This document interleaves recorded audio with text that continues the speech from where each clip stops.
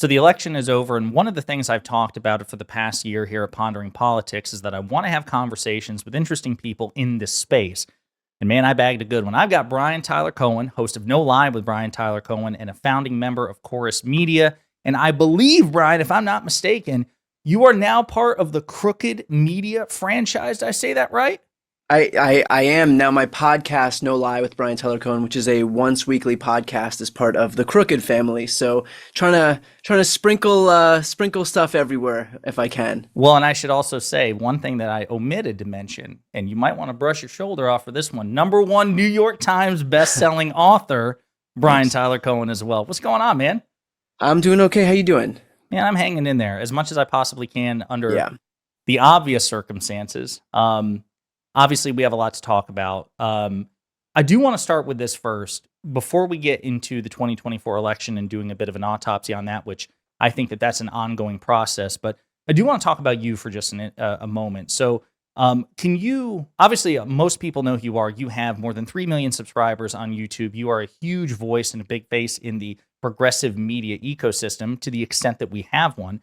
How did you get into this? Well, I got into this, actually, I started on Facebook back when Facebook was like the wild, wild west of the internet. And this was immediately after Trump was elected in 2017. I think I started making video content around early 2018, just on YouTube because I recognized I was only being served right-wing content. There was nothing else that was in my feed as far as political content was concerned. And I loved politics. And I would sit there and read the New York Times at night while I was working at a gym in West Hollywood.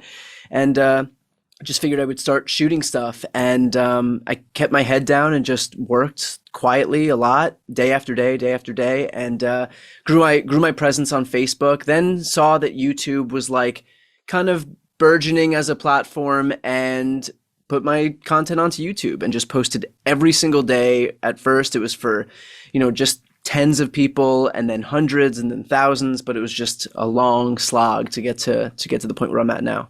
And well, listen, it's been awesome to see you like climb these stratospheric heights. Now, I do have to ask. So you said you were in West Hollywood and you worked at a gym or worked out at a gym? Were you a personal trainer? I was a personal trainer. That's how I got through.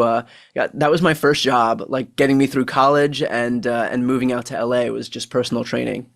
So one of the things I used to work out a lot. I'm trying to get back into it. Has it been a challenge given your schedule, staying fit? Obviously you come back, you have that background where that is what you did for a living. How has that impacted your fitness doing what you do now? Yeah, it's not great. It's look, I used to be really crazy about making sure I got to the gym 6 days a week. Now I would love to get to the gym 6 days a week. I would also love to get to the gym 2 days a week or 1 day a week sometimes. So, unfortunately, kind of running a media company makes it difficult, especially living in California, where when I wake up, it's already, let's say, even if I wake up at about 8 in the morning, it's already 11 a.m. East Coast time. There's already news breaking. I'm already a few hours late for the news cycle. And so I can't go to the gym and just watch more of the news cycle pass me by. I got to get to work. And you know what it's like in politics, where it doesn't end by 5 o'clock and sometimes doesn't end by 6 or 7 or 8 o'clock. Sometimes if there's debates or more news that's breaking at night, you're there until 9, 10, 11, 12 o'clock. I've literally written shot videos at 1 o'clock in the morning. So the notion that I'll be able to have a tidy little schedule where I just pop over to the gym at 5:30 is, I think, something that I would have hoped for in a past life. Yeah, it's so funny because I can empathize with so much of this. As a matter of fact, one of the things post-election that I've been trying to do is have a better work-life balance. I've got a girlfriend, I've got a new pet dog, and I have a social life outside of work, and all of these things were squeezed out by the horse race. And what's funny is, I'll get notifications at like 3 in the morning from your channel, and I forget that you are on West Coast time, man. You are burning the midnight oil. Have you exhaled at all since the election? The horse race is over. Have things calmed down a bit? It's a good question. I intended to. It's hard to just break yourself away from it. I'm doing less for sure right now. And part of the reason is because, I think that if I don't, I'll completely burn out, which is not to say that I'm not already quite burnt out, but I'll completely burn out. And B, there's just not as much news right now as there was in the lead up to the election anyway. So I'm kind of using the lack of news right now as some I guess impetus to just take some time off anyway, even if it's unwitting. So in terms of like a full exhale, no, but I'm taking less time, which even if there are days where I can finish by 7 o'clock, 7 o'clock for me feels like I'm done by noon.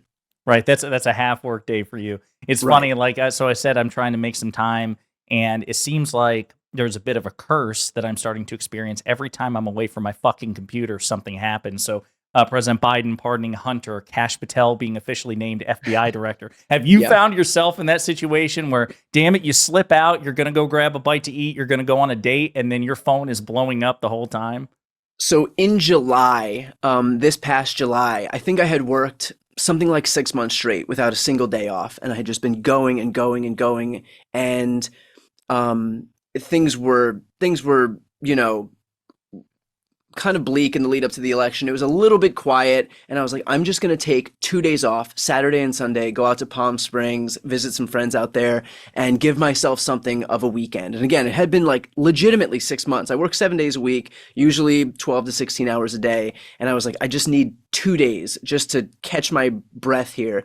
And I was driving out to Palm Springs, about 2 hours away, and I was an hour and 50 minutes into my drive. My phone starts blowing up, and I look down, and the only words I see is Trump assassinated. And I was like, God damn it, are you fucking kidding me? And I almost drove off the road because I'm trying to figure out what's happening. And I have people texting me from every corner of the universe telling me that there was an assassination attempt, that he was killed, that like, I mean, you know, in those moments when it happened, you don't know how to decipher what actually happened. But that's what I get for trying to take 2 days off in Yeah, the you summer after monster. What the hell is wrong with you, I Brian? know. 2 days of Trust me, R&R? it will not happen again. You're like, listen, I actually, you're shackled to that desk right now. I feel we don't see your ankles. You have a shackle from the Yeah. desk leg to your leg. Yeah. What did you end up doing in that situation? Was it you were already there, so you didn't make any content, or did you end up managing to make a video? I didn't make a video because I purposefully didn't bring any of my gear, and so I just showed up with my cell phone, stayed for a little bit, turned around, came back home, and so that was the end of my vacation. I mean, it's hard to not go get in front of the camera and do coverage when there's been an assassination attempt against the Republican nominee for president. No, I totally empathize. What's interesting is I had a similar experience on that same day. So I'm a big music fan. I love concerts, and I love all kinds of music, but I have a particular fondness for 80s music, even though I'm in my 30s. I've just Journey, Def Leppard, all these bands I really love. And I bought a friend and I some really good seats to see Styx and Foreigner in concert. And we were literally in an Uber on our way to the show. Yeah. And my phone is blowing up, and I look down, and like you, my heart fell, my stomach flipped. And when I was there, we had like not backstage passes, but we got VIP tickets. And so we were in the lounge, and I was just like pounding one vodka tonic after another. Luke Beasley was actually at that rally where it happened.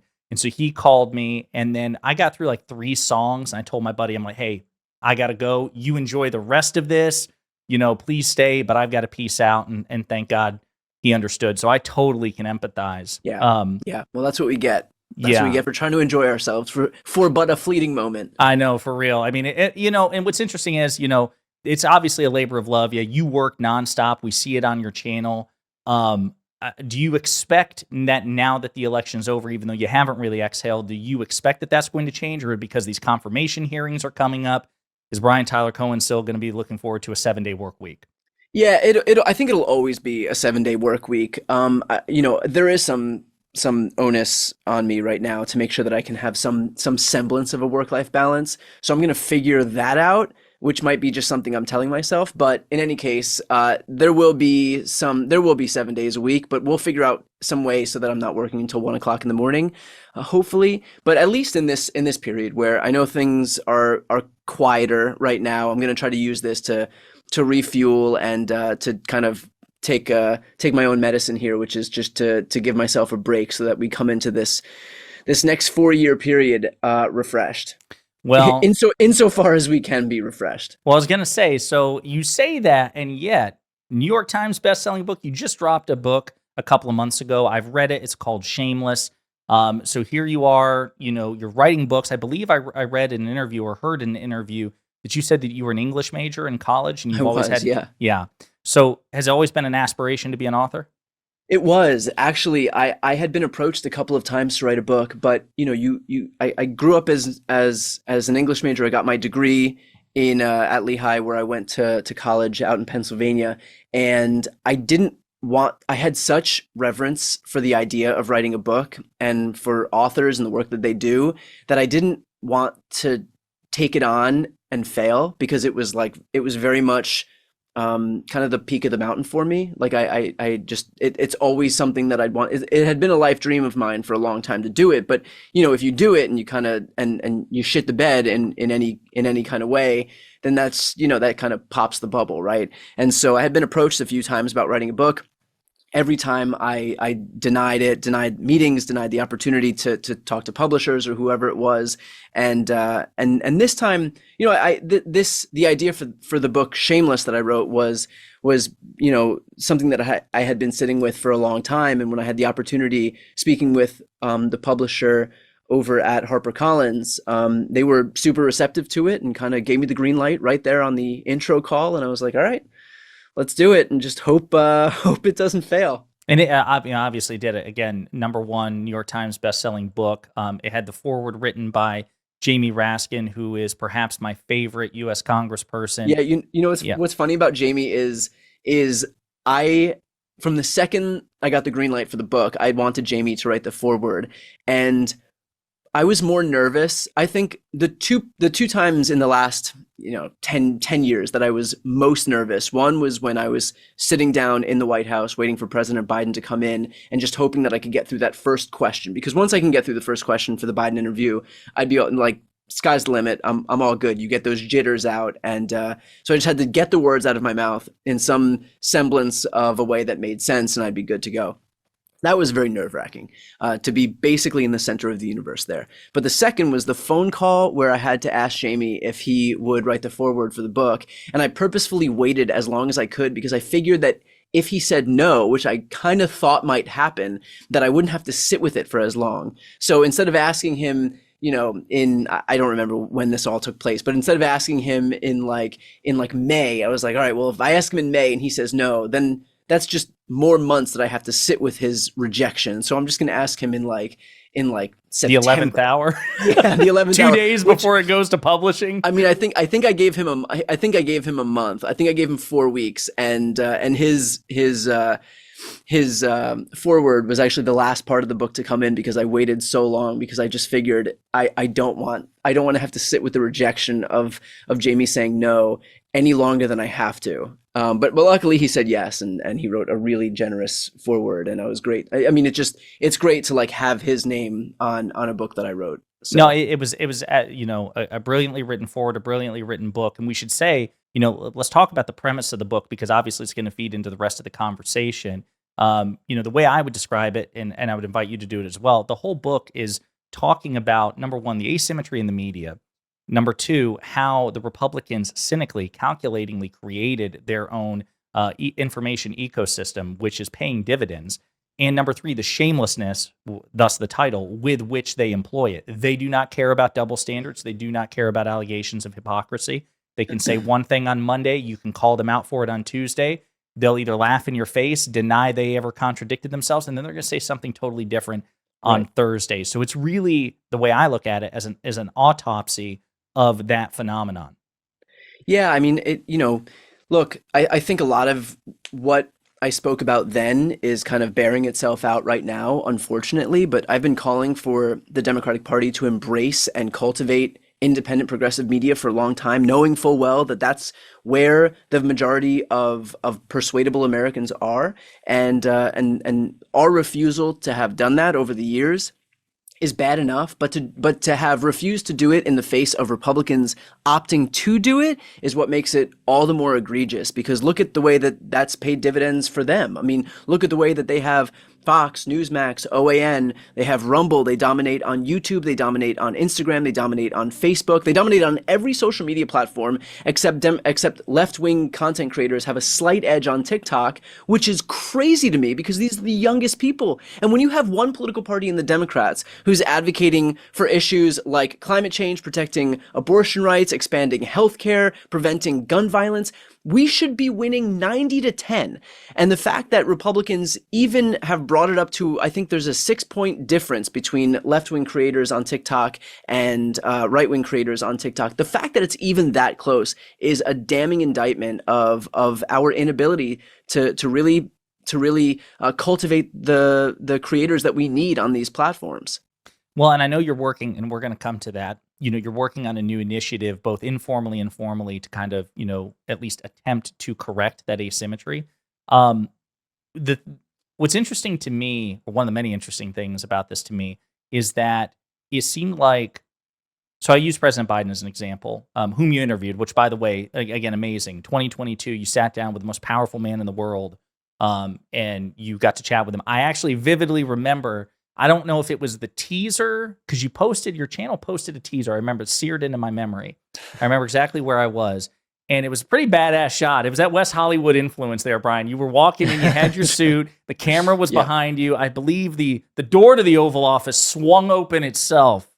I think it was the Roosevelt Room. I think it was the Roosevelt Room. Oh, was it? Was it the Roosevelt Room? Yeah. Yeah, but walking into the White House from the outside, with the camera following me from behind. So okay, so let's talk about that. Let's just point to that for just a second. How was that? Again, you interviewed the most powerful man in the world. You said that was one of the few times that you were nervous. How was President Biden behind the scenes, off camera? Was he warm? Was he genial? Was he distracted? What was that like? Yeah, he was obviously, like, that is him in his comfort zone. So we had 15 minutes to do the interview, and they were very, very on top of making sure it was only 15 minutes. I had somebody counting down behind him so I could see where he was at the whole time in terms of timing. But then afterwards, he kind of just shot the shit for another 15 minutes, which was awesome because, that's something that's off camera. We don't have any footage of that. That's just something that I have. And especially, it's interesting in an era where everybody is so focused on making sure that everything is captured for content. There are those few instances where actually not having something on camera and where, even as you're in it, it's just a moment for you to have, that kind of has a different degree of specialty in terms of how I remember it. But a lot of people had asked me too, was he sharp? And he was, like, to the nth degree. And that's in large part why, leading up to for the next year or so until what would eventually become the June or July debate in 2024. So 2 years after that, when people would say, oh, well, he's in the, right-wing media would say he's in the throes of cognitive decline. I sat with the guy and spoke with him for 30 minutes that day. And then he would go on to do an interview with Heather Cox Richardson. Both of those are recorded. You can see exactly how he is. And so that kind of sucked because, I knew full well exactly what he was like, and yet had to listen to a lot of the coverage from people who just had an agenda to promote. Now, eventually we got to the point where the way he presented himself on the debate stage did validate a lot of the claims that had been made earlier, even though the claims that had been made earlier were baseless because, again, I sat with him those days. I knew what he was like. But clearly there had been decline from 2002 until 2004. And so that was a shame, but still, at the time that I interviewed him, he was sharp, and it was, great opportunity to be able to do that. And also a testament to the fact that this White House, to their credit, did understand the growing power of independent media. I interviewed him on the day that he announced Ketanji Brown Jackson as the Supreme Court justice, and also the day after Russia had invaded Ukraine. And so I'm waiting there the night before while I see, like, rockets going off toward, nearing Kyiv. And I was like, there is no way that this is happening. And I had already looked into ways to return the gear that we had rented, to cancel the flight and the hotel if we needed to. and the call never came that night, and the next morning the call never came that morning. I got on the plane, I landed, went to the White House, still hadn't canceled, and somehow he walked into that room that day. I mean, it was definitely an amazing interview. I do want to say, because it's a good segue into, the failures of the Democrats to recognize progressive media. I do want to close the loop on this. I appreciate you saying that to the extent that Republicans ended up being correct, that there was some decline in President Biden, it's almost like a broken clock is right twice a day sort of thing. The fact that there was some visible decline as manifested by the debate, I mean, it was a disastrous performance. I make no bones about it. I know you don't either. That doesn't mean that they were right this whole time. As a matter of fact, there was evidence to the contrary. The most ambitious, most successful domestic and foreign policy related agenda in generations, particularly on domestic policy. We had reporting the former Speaker Kevin McCarthy was privately telling aides, like, damn, Biden is sharp. You had Matt Gaetz on the floor of the House. I remember this vividly. He said, Speaker McCarthy can't keep calling President Biden this, doddering old man when he continues to take our lunch money. So I appreciate you emphasizing that. My question is, though, how did it get to a point where, again, the most powerful man in the world sat down for an interview with you, and yet it seemed like, and there was also, if you looked at the Kamala and Biden HQ things on Twitter, they clearly had some sharp minds behind their social media presence. But Brian, why didn't they? I guess what I'm saying is, why didn't the trajectory continue? Why didn't, after July or in 2022, where he sat down with an interview with you, why didn't they do a full court press towards, Pod Save America, towards Brian Tyler Cohen, David Pakman, Luke Beasley, and others in the space? Yeah, I think there's this mistaken notion among Democrats that unless you go onto mainstream media or legacy media, that it doesn't really count. That unless it has the glossy veneer of legacy media, then it's not a real interview, or that news has to be broken on legacy media for it to be valid, or that an interview has to be conducted on legacy media for it to be valid. And so even though a lot of, to their credit, these Democratic politicians would make time to come on my show, some of them have it as a central part of their strategy. So I absolutely want to give them credit. Some don't. But it is a problem more broadly that Democrats will look at independent media or digital media as kind of a complement to the main course, which for them is still legacy media. But, the reminder that I want to give is these are the same people that Democrats complain about 5 minutes later because they cannot stop engaging in both sidesism. They cannot stop failing to meet the moment that we're in right now. And so, they'll complain about the Axioses of the world, the Politicos of the world, the mainstream outlets of the world, the New York Times of the world. But when it comes time to actually deliver newsy bits to people, to deliver interviews, to break news, they're the first ones they go to. And that is not our message distribution platform. Look, they're important. The mainstream media, legacy media plays a crucial role in our ecosystem. I don't want to see them fail, but at the same time, they're not our messaging distribution system. What the right has is everything from Fox to Newsmax to OAN to YouTube, Rumble, TikTok, Instagram, all of the Daily Wire, Dan Bongino, these podcasts, Tim Megyn Poole, Kelly, Steven Crowder, Megan, exactly. Infowars, from the more mainstream stuff all the way down to crackpot stuff. But they have all of this, and they exist as a propaganda arm of the Republican Party. We have no independent.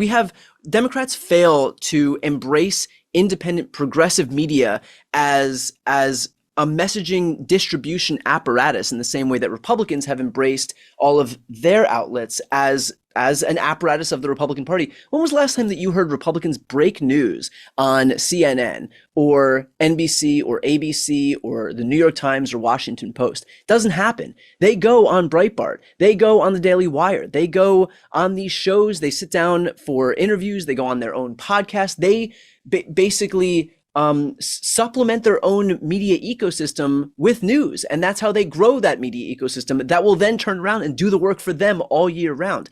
Democrats don't do that. We give all the news, all the interviews to mainstream media outlets, and then we get surprised when those same outlets aren't conveying that news to the American people in exactly the way we want them to, but they are not our messaging distribution system. Yeah, no, I appreciate you emphasizing the fact that there's a feedback loop and there's a symbiosis in the right-wing media in the sense that, Donald Trump and, top Republican officials will go on these podcasts will go on these outlets. That lends legitimacy to the podcast and the outlets, which in turn elevates the platforms that Republicans can exploit. And again, it's this ever-growing loop and It's symbiosis. it really is the best ROI that you could ask for. You spend a few minutes going on these platforms. Not only do you validate or legitimize these creators, if you get some dude with a podcast mic in front of him and you have Donald Trump walk in, all of a sudden that person seems a hell of a lot more legitimate than they did 5 minutes ago. So not only do you legitimize this person, but then that person is basically an evangelist for your message, and they can go out and spread the gospel for Donald Trump every single day. So for 10 minutes of Donald Trump's time, not only does he help build up that person's audience, but that person is now an evangelist, a missionary for Donald Trump himself. So why wouldn't you want to replicate that? That's a win-win. No, 100%. You also mentioned, that legacy media that's outside of Fox News employs false equivalence and both sidesism. That's something I complain about quite a bit on my channel. And I think we're even seeing it now. My question for you is, do you have any faith that CNN and the New York Times and Axios will do any course correction under the second Trump administration, or do you expect more of the same? Or, Brian, do you expect even more sane washing and sanitizing of Trump by these institutions? It's probably the latter, but we have no reason to believe otherwise. When have they ever course corrected? When have they ever met the moment with the urgency that it deserves? When have they ever not equated every little misstep that a Democrat's committed with some major gaffe or institutional destructive moment that a Republican's committed? It hasn't happened yet. So it's almost on us if we're going to continue to think that the legacy media, which has shown no willingness to course correct, is suddenly going to course correct. I mean, at some point, we're to blame for thinking that something that has never happened and shows no signs of happening is somehow going to happen. But again, it really is on the Democratic Party to decide whether that's acceptable for them, or whether they want to finally embrace and facilitate the growth of independent progressive media, which can actually advocate for the agenda that Democrats are trying to pass. So if they want to continue conferring all of this goodwill and validation and time and energy, interviews, breaking news onto the very outlets they complain about, be our guest. But if you actually want to build up a progressive media ecosystem that's going to do the work for you, that's going to support the agenda that you're supporting, then that media ecosystem is waiting for you. We just need people on the left, these Democratic officials, to embrace it. So I do want to, like I said, talk about your initiatives and what you're doing for the future. I guess to close the loop, though, on the media asymmetry, one of the things I appreciate is when you go on Piers Morgan, especially here recently, Brian, you have been even more vocal about this, really pushing back on the bad faith framing. Our mutual friend Destiny has done it. Mehdi Hassan has done it. Another mutual friend. So many people, but Piers isn't part of legacy media. So how do you, I guess, compared to Fox News, OAN, and others, how do you look at the Piers Morgan Uncensored program? And I'm glad you keep going on because somebody has to, but is it more frustrating dealing with a Piers Morgan than a Fox News? I don't think it's more frustrating. I think it's equally as frustrating. Look, Piers will parade himself around as some liberal. Anybody who's watched Piers Morgan knows that whether he wants to frame himself as a liberal or not, he repeats right-wing framing to the nth degree. He accepts right-wing framing on everything. All of his arguments are based on right-wing framing. So, anybody who goes onto that show knows what to expect with Piers Morgan. So it doesn't bother me because that's who he is. I mean, it might bother him that I call him out for being right-wing when he very much wants to not claim that he's right-wing. But I know what to expect when I go on that show. And I think that most of the people that you named are fully aware of who Piers Morgan is as well. No, and again, somebody has to. I mean, it's one of those things. No, but I mean, you're right though. Like, people do have to go on. I had disabused myself of this notion, which I had held a few years back, that you shouldn't go on the Fox Newses of the world. You shouldn't go on right-wing media because you don't want to validate or legitimize these platforms. Dude, these platforms are legitimized. There are millions of people who tune in, so you can bury your head in the sand and pretend that people aren't watching, or you can accept the objective reality that people are watching and have the opportunity to make your case to those people. Just because people are watching Piers Morgan's show doesn't mean they're out and out hardline Republicans. It means that they're just content consumers. People might have stumbled upon those shows. I know how the algorithms work. I know that there are a good deal of those people who just stumbled upon something and are watching and are still forming their political beliefs and ideologies. And so if I have the opportunity to make my case in a way that I think is most effective, why would I miss out on the opportunity to do that? So we do need to get people to go onto these platforms, whether it's Piers' show, whether it's Fox News, whether it's, any of these right-wing Joe shows. Rogan, Lex Joe Friedman. Rogan, sure. Yeah. Get people on there. Make sure that they can make their case, because the fact is, look, I coming from the left where I know my views on abortion rights and healthcare and gun safety and climate change,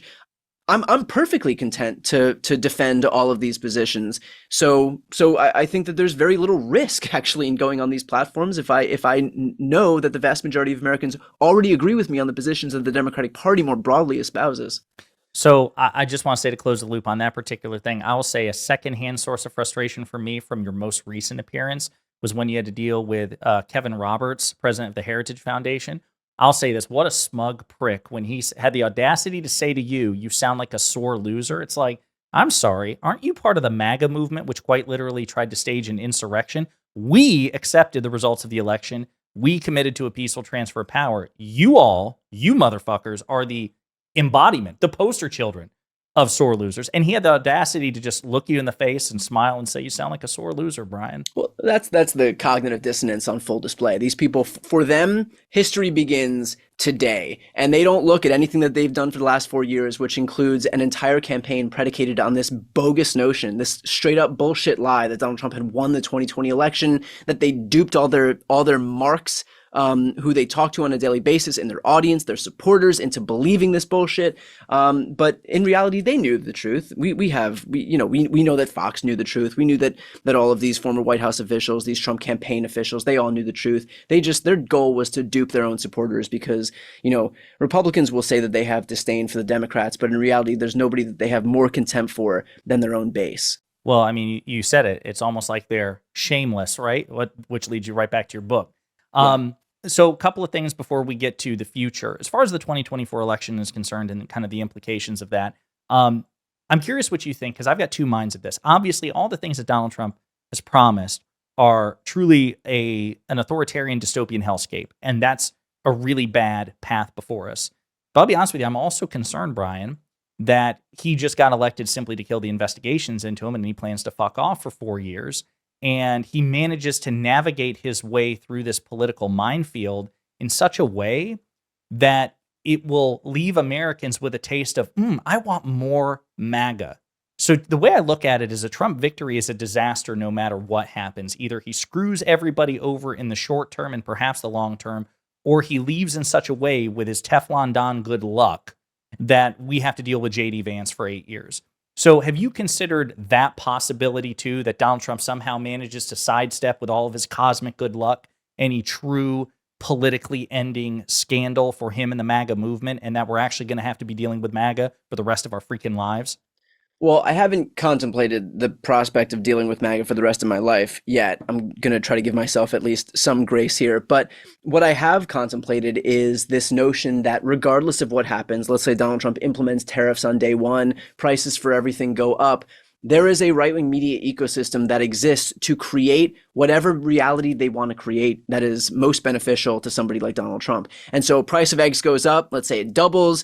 You think these people are going to report on it? They won't. And that's the benefit of having a hermetically sealed media ecosystem where reality doesn't come in if it's politically inconvenient for them. So that is a worry for me. And it is the exact reason why we need a big progressive media ecosystem to actually counter that, so that the reality on the ground isn't kind of ignored by virtue of whatever more politically convenient reality Republicans want to sell, some more politically convenient narrative that they're looking to sell. So that part is worrisome. And I think the onus is going to be on us to make sure that whatever narrative we are trying to put forward, whether it's because costs are going up, whether it's because the world is less safe, whether it's because maybe gas isn't as cheap as it used to be, whatever it is, all the things that Donald Trump promised, we're going to keep an eye on. He said the world will be safer, everything's going to be cheaper, we'll have more jobs, manufacturing will move back to the US. All, his whole litany of promises, the whole laundry list of promises. The onus is on us to make sure to hold him to account for those things, that he actually does them, and if he doesn't, to make sure that we're organized in such a way that we can get that message across. And the other sad thing, of course, is he's going to try to take credit and will be rewarded for everything that President Biden has done, from lowering prescription drugs, infrastructure. That absolutely. And this is where I think that your push for a more robust progressive media ecosystem, we have to have that in place. We have to have voices out there who say, no. This bridge being built has nothing to fucking do with Donald Trump. It was because of Biden and the Democrats, et cetera, and so forth. So on that topic, you've been pushing for this for a while. You have been frequently collaborating in an informal way with Destiny. You popped into my weekly Live and Learn stream last week, and you just launched Chorus. So can you talk about all of that and what you are clearly planning in terms of, or at least trending towards, in terms of building that progressive media ecosystem? Because it sure looks like you're making moves. Yeah, so Chorus Media is basically an incubator for small, medium-sized creators to make sure that we can raise money so that they have access to bookers, to researchers, to editors. There are folks who are experts on one platform that don't have a footprint on another platform, so there's going to be cross-collaboration to make sure that people can build up their profiles if they already exist on one platform as a creator. My role in this will be to do something like a morning meeting to make sure that our messaging is coordinated. And, for years we have watched as Republicans kind of walked out of what felt like a morning meeting for them because all of their messaging was aligned. And yet on the left, we have people crying out, rightfully, but crying out about climate change, about healthcare, about abortion, about gun safety. And when you're looking a million different ways, kind of nothing sticks. When everything feels like a 5-alarm fire, nothing feels like a 5-alarm fire. And so in that way, coordinating and organizing our messaging, I think, is the most important thing. And it's going to actually allow that message to stick and not allow us to get distracted. This is a deliberate strategy by Republicans. It is the Steve Bannon model of flooding the zone with shit. And they know that if they can make us look 10 different directions and shout about things happening in 10 different directions, we're going to be so scattered that nothing is going to actually stick. But by focusing our messaging in one or two different directions where it actually will have the most impact, where it'll actually resonate where it'll actually resonate in the strongest way, I think that's going to allow us to break through in a way that we haven't before. And so that's what we're looking to do in terms of Chorus Media. In terms of my own specific footprint and what I'm looking to do, it's getting on Twitch. It's making sure to collaborate more with folks and to do my part to build up other creators who are looking to break through in this media ecosystem and really just reach a different audience than I had been reaching before. The goal for me has always been persuasion. Like I could be comfortable and just reach my audience and preach to the choir on a daily basis, and I'm beyond lucky to be able to have an audience the size that I do, and grateful that we're in a political environment or a media environment where somebody like me has the ability to garner the trust and of the audience that I have and the reach that I have online. But the goal has to be making sure that it's not just talking to people, but actually wielding some power to kind of facilitate some type of change. That's the basis for everything that we do in government. People aren't going to stay involved if they don't think that it's going to have any meaningful impact. So our goal is at the end of the day, not just to be able to reach people, but to reach a critical mass of people who are going to be persuaded enough to go out and vote so that we can do some of the things that we are claiming that we want to do. So I mean, I co-sign all of that. I think that's awesome. You're obviously starting the Twitch channel again. I think I can, as somebody who is a friend of Destiny's and is in touch with his audience, they love it when you pop in. They see this as kind of a helixing of sorts because it reinforces their community. It commingles their community with your community. And it's like creating these bonds with people who are peers in the space, potentially even competition, but it's almost like you're setting that aside because we can all exist in this space. I do not. I do not care about that. I want, my goal for years and years and years has always been to build up the progressive media ecosystem. I've helped the folks over at Pod Save America. I've helped the guys over at Midas Touch. I've helped Abdullah Syed. I've helped More Perfect Union. Like, the goal is to do whatever I can to make sure that as many people as possible can get into this space so that we can try to counter some of what the right is doing. It's not, there's enough room for everybody in the left of center media space. 100% agree. And I'm just thinking also, like, it's great content. Like when you and Destiny are on screen, like that's great. The people at Live and Learn, they love the fact that you popped in. Is in terms of chorus in the future though. So obviously it's like it's involved synchronizing the message, synchronizing the mission. Do you expect it like to have its own channel? Is it going to become a whole initiative, or is it more like a fundraising and messaging apparatus? I think it's the latter. I think it's actually important not to take people off of their specific channels and integrate them or consolidate them into one channel, because right now the way the algorithms work is that you might be able to reach your audience who it looks a little bit different than my audience versus somebody else's audience who's a little bit different ages, different colors, different ethnicities, different demographics, different geographical locations. And we don't want to take that away. That's actually our strength. And if we consolidate everybody into one and we feed all of our content down one stream, then we're just reaching the same people. So the goal is to build up progressive creators wherever they exist in the internet ecosystem. And so that really is the benefit of this, is that you're not taking somebody away from their existing audience and filtering them into one stream. You're just making sure that they can grow to the extent that they can and continue to build up audiences with whatever niche they talk about or with whatever demographic they're leaning into. Well, I'm going to say, if there's any Russian financiers involved, I know that Dave Rubin and Tim Pool are looking for work. So. Yeah, no, totally. And we're going to definitely keep that in mind. And as soon as we have something that might be to their liking, we'll make sure to reach out. No, that's awesome. I love the fact that you're doing this. And I guess in terms of what you have going on in the future as well, aren't you doing an event with Minority Leader Jeffries? It was actually last night. We just held that last night at in Los Angeles at the Ebell Theater, and we had about 1,200 people in attendance. So that was it was a great opportunity to actually get out from a computer screen and be in front of real people. How did that go? Will we see the results of that? Like, yeah, was it filmed, I'm actually going to put that. Yeah, it's filmed. I'm going to throw it on my YouTube channel at some point, probably in the next couple days. Are you? I guess last question, knowing that Donald Trump is going to have the White House, knowing that Republicans are going to lead the Senate, knowing that there's going to be a razor thin but Republican majority in the House, after speaking with Leader Jeffries, has it changed any of your sensibilities about what we can expect from Democrats in the future? Are you a bit more optimistic than you were? Are you about the same? How are you feeling about Democratic resistance in the next 4 years?